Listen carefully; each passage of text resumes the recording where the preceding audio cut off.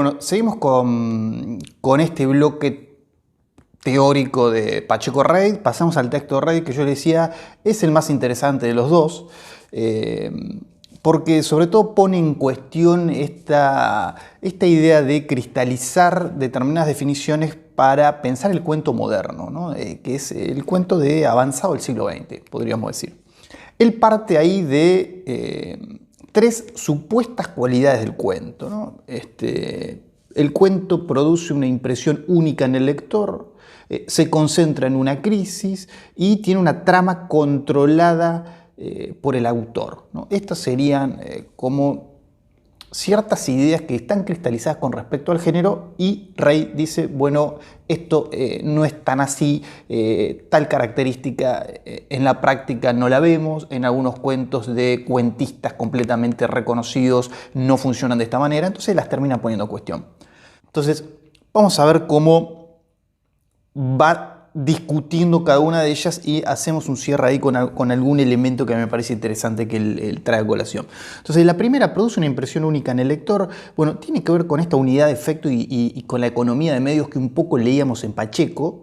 Y otra vez ahí Reid, al igual que Pacheco, formalmente vincula el cuento con la poesía, ¿no?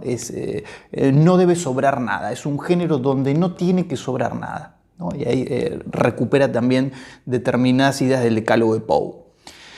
Ahora, una vez que presentó esto, lo pone en cuestión. Dice, el tono puede ser cambiante con respecto a esa unidad de efecto y a esa impresión única. El tono puede ser cambiante. Y pone algún ejemplo. Ahora, yo digo, de todas maneras, la premisa sirve para empezar a pensar. Yo creo que no dejan de ser categorías útiles con respecto a un género bastante inorgánico. Entonces lo tenemos que agarrar formalmente de algún lado. Bueno, empezamos a pensar sabiendo y abriendo todos los paraguas que abre Reid. Dice, se concentra en una crisis, la segunda característica. La crisis estaría relacionada con la idea de tensión dramática, y Reid habla de una especie de epifanía. Dice ahí en la página 259, recuperando la idea de Sylvan Barnett, dice, lo más común en un escritor de cuentos del siglo XIX o XX es que se concentre en un solo personaje dentro de un único episodio. No presentará la evolución de dicho personaje, sino que lo mostrará en un momento especialmente revelador. El referido momento trata con frecuencia de cambios decisivos de actitud o entendimiento en el personaje. Dice un poco más adelante, a los cuales llegó a aplicar un término técnico especial, epifanía o epiphany, ¿no? Esto que ustedes también ven en cultura clásica, ese momento de revelación casi religioso. Ahora, dice Reid, cuidado, que este momento de crisis no es necesario, no siempre se da al interior de los relatos, y pone el ejemplo de este cuento Clay de Joyce, donde la protagonista transcurre por una serie de acontecimientos y nunca se da cuenta de lo que efectivamente está pasando. Hay como un distanciamiento con respecto a lo que está viendo el lector. Dice Reid, sin embargo, a pesar de que el patrón descrito es común en los cuentos, el instante de crisis no es en absoluto necesario, y aparece ahí Clay, que significa arcilla, de Joyce, ¿no? Dice, este cuento describe cómo una mujer común disfruta la víspera de Todos los Santos, Halloween. Dice, por una vez toma el té en compañía de la mujer con quien trabaja en la lavandería, luego visita a su hermano y a la familia de este. Para ella todo fue agradable, se rió mucho, dijo que todos habían sido muy amables con ella, etc. Pero nosotros vemos más que ella, vemos la lastimosa estrechez y el aislamiento de su existencia, así como la falta de sensibilidad de los otros hacia ella, ¿no? Acá no hay epifanía, el conflicto está corrido del lugar, ¿no? Y en este sentido me interesaría pensar qué pasa con Carver, qué pasa con el cuento que vamos a leer, pero con toda su poética, con toda su cuentística también, ¿no? Digo, qué pasa con estos relatos donde los personajes a veces no transitan por una gran revelación, ni siquiera por un gran acontecimiento, son como pequeñas pinturas mínimas, como en Hopper, vamos a ver cuando lleguemos a Carver, ahí este pintor también, un pintor un poco silencioso. Entonces, en este sentido dice Reid, cuidado que la nada también puede ser un tema. Esta nada que decía Flaubert también, ¿no? Flaubert, su máxima aspiración era escribir una novela sobre nada, ¿no? Lo cual luego se reconfigura en Seinfeld y su serie sobre nada. La tercera característica, la trama controlada por el autor, a mí me parece que es lo más interesante. Yo les decía todo lo que teórico, no solo el texto de Reid. Dice Reid en principio que la simetría de diseño, así lo nombra él, esta idea de que tienen un inicio, tienen un núcleo, un desarrollo y un desenlace. Él habla de un conflicto, de acciones y resolución. No es una condición sine qua non. Es decir, puede haber cuentos que no sigan una estructura cerrada, ¿no? Es decir, hay esta idea de que el cuento tiene que ser cerrado. Entonces, este sería el elemento más importante que Reid pone en cuestión. Y dice, él habla del problema de hacer foco en el giro final, ¿no? Dice, la espera de la sorpresa hace que la sorpresa pierda efecto. Pacheco decía, la sorpresa sí es uno de los elementos que no podemos cuestionar. Bueno, Reid lo cuestiona sobre todo a partir de determinado corpus textual, evidentemente, y ahí yo digo, ¿qué pasa con Carver de nuevo? Carver es como un gran revitalizador del género con respecto a estas cuestiones estructurales que Carver va a conmover, ¿no?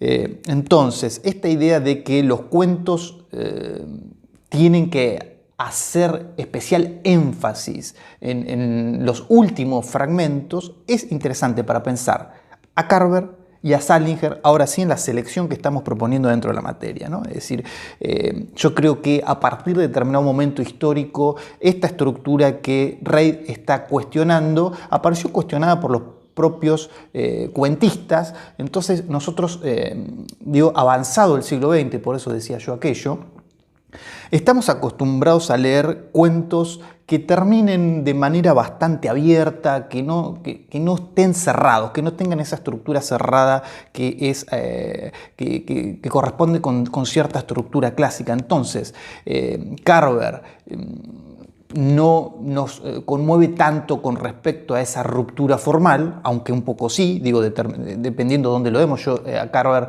lo he dado alguna vez en algún último año de secundario y cuando llegan al final directamente me insultan, ¿no? Porque decir, bueno, ¿qué pasó? Porque además Carver maneja la tensión dramática de una manera magistral, con muy pocos elementos. Entonces lo que pasaba era que había un silencio absoluto durante la lectura en voz alta de ese cuento y cuando llegaban decían, bueno, explícamelo, ¿qué pasó? ¿No? Bueno, sencillamente dice, no tiene final. Y decía, bueno, ¿cómo que no tiene final? Tiene una imagen final, volvamos a esa imagen y leámosla. Ahí está el cierre textual, no el cierre de las vidas de Bill y de Arlene, porque Carver no quiere cerrar esas vidas, ¿no? Son vidas que continúan, que siguen transcurriendo. Pero yo decía también el cuento de Salinger, porque parecería estar contorsionando elementos mínimos como otra zona de cuentos norteamericanos del siglo XX. Entonces uno no se sorprendería si ese cuento termina de manera bastante abierta. Bueno, no, se aceleran los últimos dos renglones y termina con la fuerza de un disparo, ¿no? Literalmente. Con respecto a esto de que el cuento fue mutando a tal punto de que leer el final en términos de estructura empieza a tener un peso u otro, ahí Reid habla de Eichenbaum, el formalista ruso, que marca un momento de inflexión con respecto a la estructura del cuento. Dice que a mediados del siglo XIX, cuando O. Henry, un escritor norteamericano, inicia una fase de parodia estructural, eso habilita a otros escritores a producir cierta regeneración del género en términos serios, ¿no? Entonces, a partir de todo esto, Reid concluye que en realidad el cuento no necesita un desarrollo completo, ¿no? No necesita ni principio ni final. Y ahí yo me interesaría pensar otro cuento que había en otro momento en la introducción a la literatura, que era Limonada de Carver.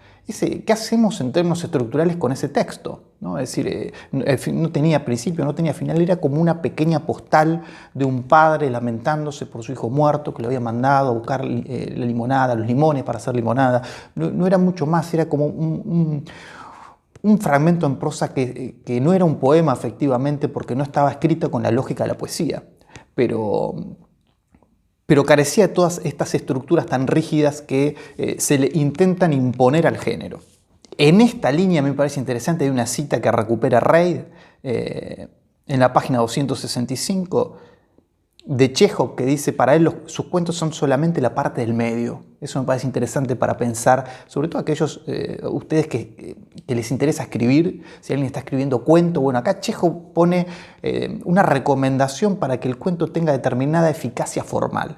Dice, escribí el cuento, escribílo siguiendo los parámetros tradicionales. Bueno, pues sacarle el inicio y sacarle el final. Eso que quedó en el medio, eso es el cuento, ¿no? Dice, Chekhov mismo apuntó alguna vez, creo que cuando uno ha terminado de escribir un cuento debería borrar el principio y el final.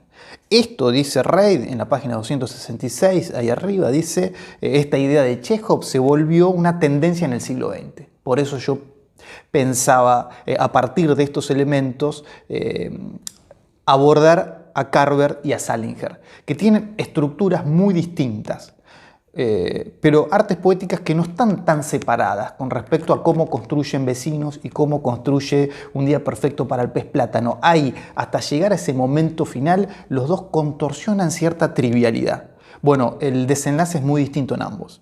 Entonces, de acá, dice Reid, lo estático se recorta como un elemento común en el cuento moderno, y yo decía, por eso el impacto del final de Salinger, ¿no? Y él habla de la inconclusividad, que también se recorta como principio significativo de la estructura, la inconclusividad, ¿no? Que el relato quede virtualmente inconcluso. Nombra la escritura de Dios de Borges como ejemplo de esta inconclusividad, un relato argentino del siglo XX que está en el libro en el Aleph. Y entonces termina postulando un tipo de narración abierta en ambos extremos, un poco de la mano de esta idea de Chekhov. Y cierra, y a mí me parece interesante recuperarlo, porque piensa esta estructura que se fue solidificando a lo largo del siglo XX, dice, como en sintonía con la impronta que nosotros tenemos en Barthes, en Jacobson, en Sarlo mismo, en Levertov. Digo, cuestiones estructurales, cuestiones formales, hay que leerlos en términos de un plus de significación con respecto a aquello que se está contando. Entonces, ahí Reid cierra pensando lo que formalmente expresa esta estructura inacabada. Fíjense, cita a William James, que está pensando los cuentos de su hermano que daban una impresión semejante a la que a menudo obtenemos de la gente en la vida. Sus órbitas salen del espacio y por un instante conviven con las nuestras, para pronto volver a despegar hacia lo desconocido, dejándonos con un poquito más que una impresión de su realidad y el sentimiento de una curiosidad frustrada respecto al misterio del principio y el final de su ser, ¿no? Es decir, la inconclusividad, que es un elemento formal, estaría ahí para producir lo que Barthes llamaría un efecto de realidad, ¿no? Así nosotros nos relacionamos con las cosas, con las personas, no de manera cerrada. Llega una persona a nuestra vida y nosotros no conocemos el inicio de lo que podríamos pensar como su relato, y luego se va y queda ahí abierta. Así nosotros nos vinculamos con las cosas y las personas en la realidad. Entonces, que el cuento sea una postal ahí un poco sacada de contexto, tiene que ver con expresar este efecto de realidad. Otro vendría a decir, bueno, tenemos la posibilidad a partir de escribir literatura, de darle orden al caos, ¿no? Entonces, de hacer un relato cerrado justamente, como un pequeño demiurgo. Bueno, eso es una posibilidad. Hay otros escritores que lo que quieren justamente es expresar el caos, ¿no? Y entonces estas estructuras abiertas, estas estructuras inacabadas, les son más productivas que empezar con un inicio, seguir con un desarrollo, terminar con una conclusión. Entonces me interesa metodológicamente el último momento del texto de Reid como ejemplo de cómo leer la forma más allá del contenido. Porque esto que está diciendo lo está diciendo sobre una serie de textos más allá de lo que los textos estén diciendo, ¿no? Acá podríamos incorporar Vecinos de Carver, pero muchos otros que van a tratar de otras cosas. En todos ellos habría esta idea de producir un efecto de realidad. Así lo lee Reid. Entonces, yo les diría, con esto pasamos a los textos literarios.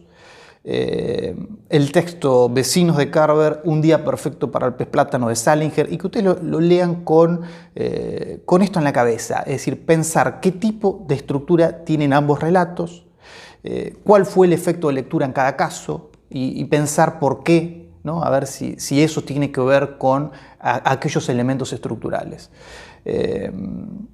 Así que nada, pasamos en la siguiente clase, ya entramos con Vecinos de Carver, un cuento cortito, y lo ponemos ahí en contraste con el cuento de Salinger. Nos vemos la clase que viene.